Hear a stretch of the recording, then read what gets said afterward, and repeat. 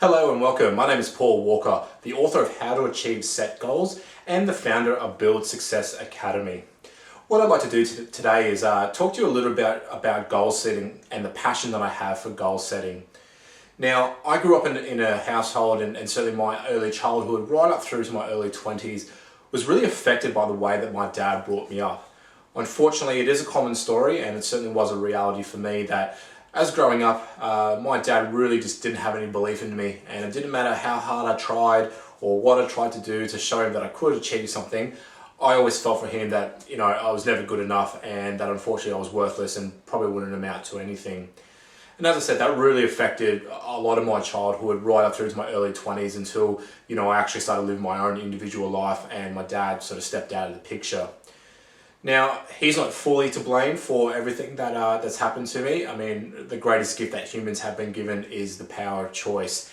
And I chose to believe a lot of what he told me. And as I said, that affected me quite profoundly throughout my early childhood and through to my teens.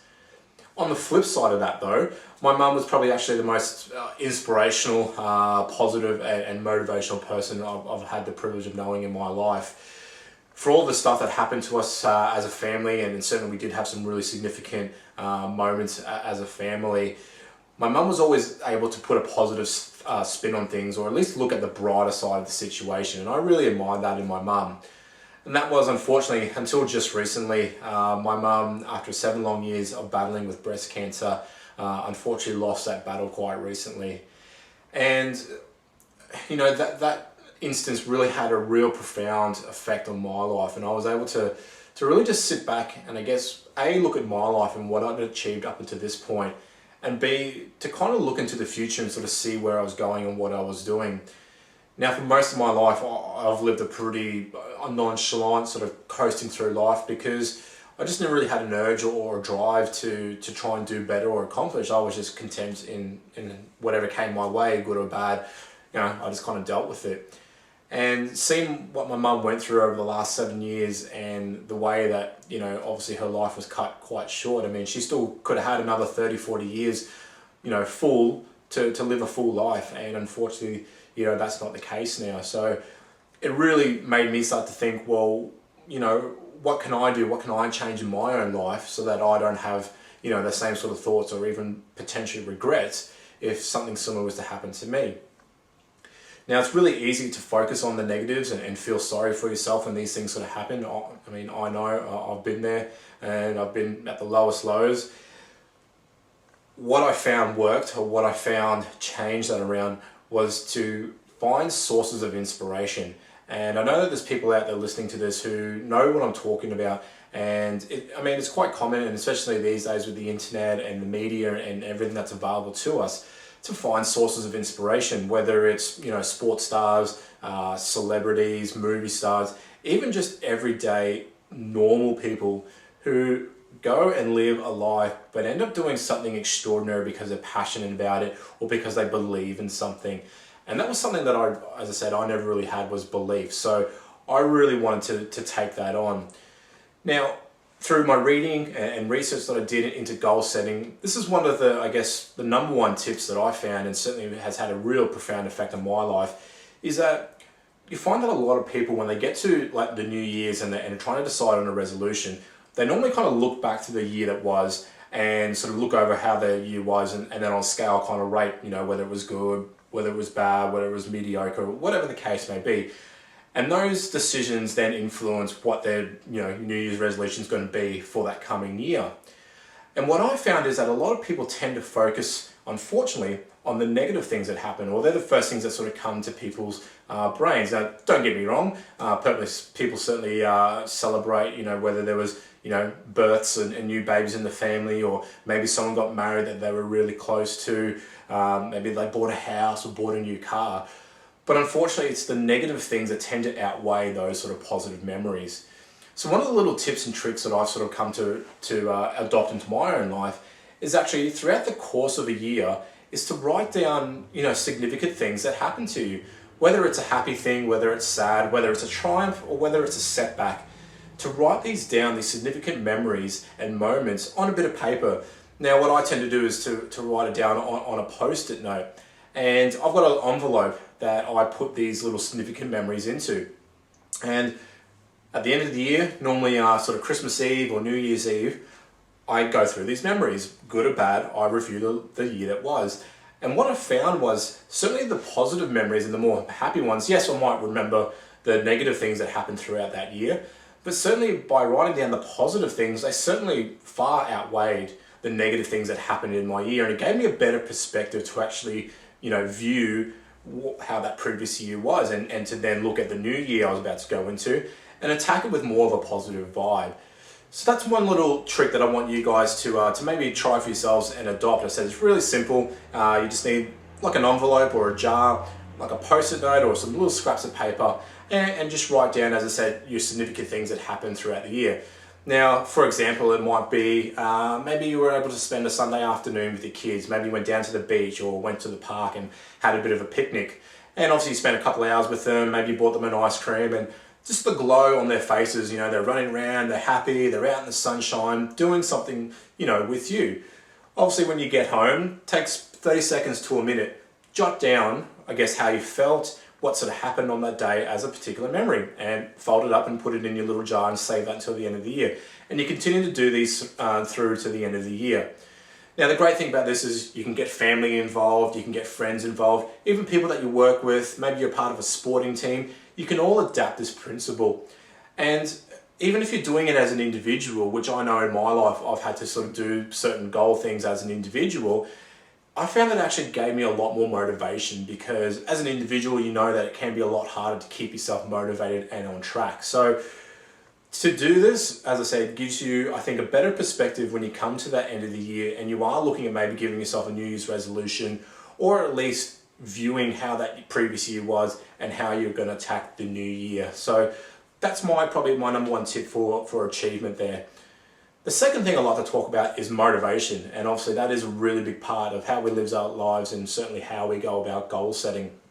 Now, it's a similar sort of principle to the achievement one, and what I tend to use this for is things that I don't like doing, so unfavorable sort of, I guess, chores or tasks that are certainly necessary within my life, whether it be, for business or something personal in my life. Now, for me, and as an example, I absolutely loathe balancing my accounts at the end of each week and each month. So obviously my business accounts, my expenditures, all that stuff, accounting for that and balancing it. Now, I do this myself because I want to know my numbers and keep a track of where I am, and certainly, other people, outsource it or have accountants and stuff like that. But it really is a task that I get no joy in doing. It doesn't matter if I'm making money or whatever the case may be, I just absolutely hate doing it. But what I learned to get myself over it was to write down things that I actually enjoyed doing. So whether it was going to the movies, I really like music, so whether I play my guitar or go see a live band or something like that, whether it's hobbies, whether it's, spending some extra time with family or friends that I've not seen in a while, or even just buying myself like a small gift. Now, it doesn't have to always be about money. As I said, you can give yourself a little treats or write down, but I want you to write down different scenarios or different things that make you happy, that if you were to go and do that right now, you'd have a bit of a smile on your face and you'd really enjoy your time doing it. Those are the things I want you to write down. And similar to the envelope in the previous example, I want you to do the same thing. Either put them into an envelope or put them into a jar, but not where you can see what you've written down.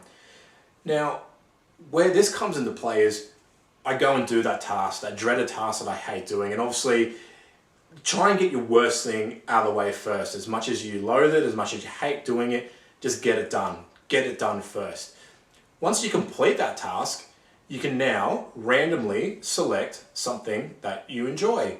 And what I find is that by doing the hated thing, or the thing that I loathe doing, by actually giving myself a reward and knowing that there's going to be some sort of a yin to the yang, so something that I don't enjoy doing is going to result in something that I like doing, I find that I can tolerate it and get through it a lot easier because I know that there's some sort of reward at the end.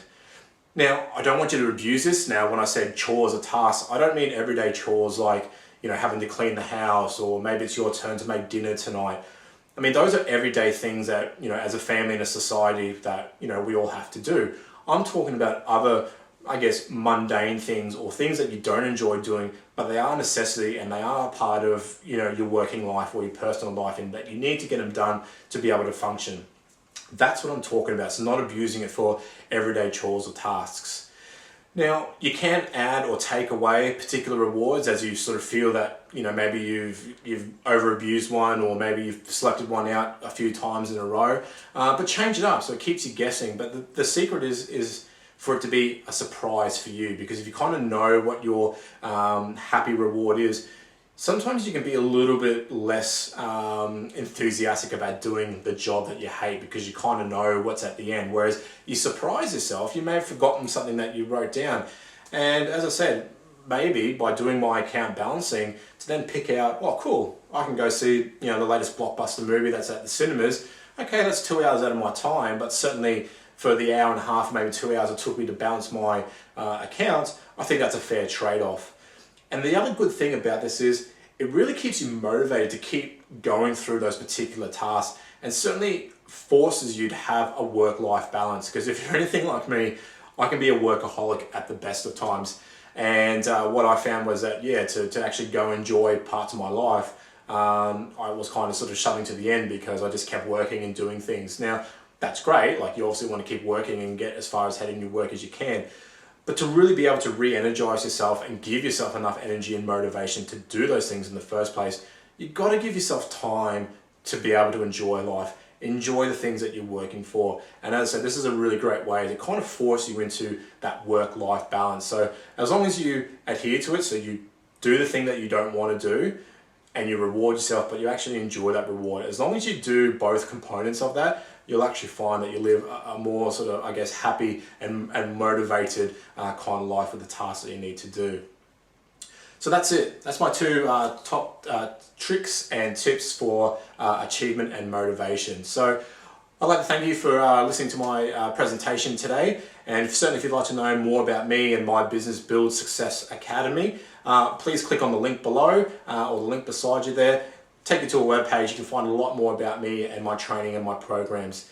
And as I said at the beginning there, it is your choice. I really do hope that you guys use that power of choice and choose a path of positive influence and positive outlook within your life. So thank you, and live to the fullest and live for every moment. Bye.